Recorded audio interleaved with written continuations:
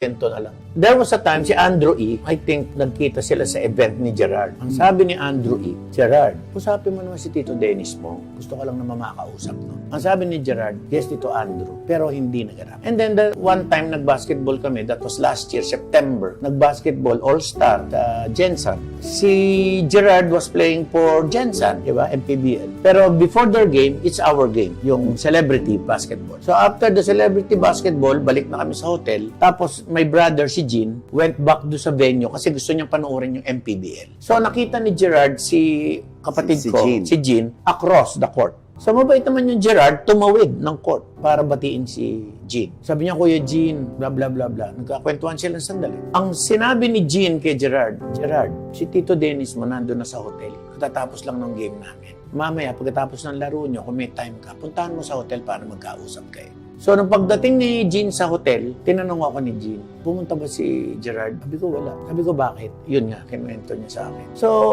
kung gusto talaga ni Gerard akong kausapin, dapat kinausap niya na ako. Eh, hanggang ngayon, hindi niya ako kinakausap. Siguro, mas importante sa kanya na good shot siya kay Marjorie. Pero sa akin, kahit bad shot siya, okay lang sa kanya. Yun ang pakiramdam ko.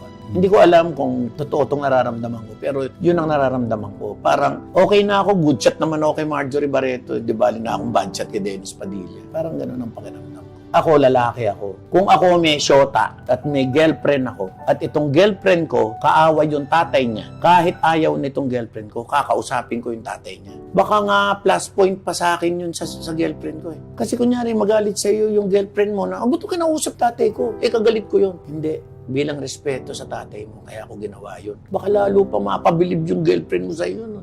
Eh, hindi ko alam. Siguro ayaw niya. Eh, kung ayaw niya akong kausapin, wala na akong magagawa. Ako gusto ko siya makausap, pero kung ayaw niya, ayoko na rin. Ba't ano ba sasabihin ni Dennis? Sabihin ko lang sa kanya na eto mga nangyari, uulitin ko lang sa'yo. Nung nag-uusap tayo, eto yon. Ibabalik ko lang sa'yo. Gusto ko sabihin sa kanya, papaalala ko lang sa'yo na yung girlfriend mo, anak ko yan. Hindi lang si Marjorie gumawa dyan. Sa palagay mo kaya meron ding ano? Baka natatakot siguro. Hindi siya natatakot sa akin. Baka natatakot siya kay Julia, tsaka kay Marjorie. Baka pag kinausap ako, magalit sa kanila yung dalawa. Kasi pagkakakilala ko rin kay Gerald, marespeto naman siya. Baka lang din nasabihan or baka umiiwas sa gulo.